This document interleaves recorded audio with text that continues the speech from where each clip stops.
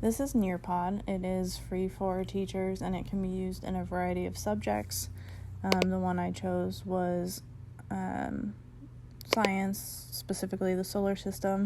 This one's preset. You can also create your own, and it lets you add in lesson objectives, and then there are quiz questions or polls that you can do, or multiple choice answers that they can do on their personal devices while doing the lesson.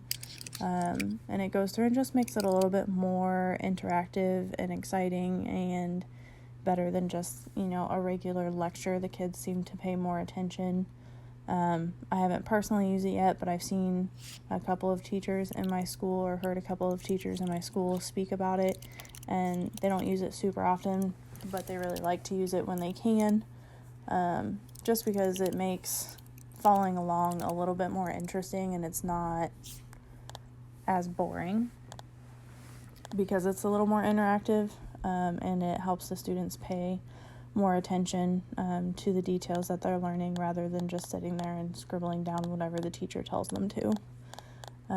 So this one was some planetary stuff that luckily I knew a little bit about, sped up through it a little bit here, but the students can type or write their answers in on stuff like this. And then it follows with some more information about the planets, and does more quizzes and polls throughout the entire lesson. And actively through it, there's a teacher view, and a student view. So you can see how the students are doing with it and get an idea by the end of the lesson, like how much they've actually learned and paid attention by their answers and their polls. Overall, just makes it really easy to have a fun little lesson. As you saw in the beginning, it has like a little code that they type in, like most other websites, where when they go to the website, they join the class or lesson through that code, and then you can assign homework on there, and again, go through and see all of these different things that are already made for lessons. And like I mentioned previously, you can also make your own if you want to make it more specific to a subject that you're doing, or a certain, time frame in history and such.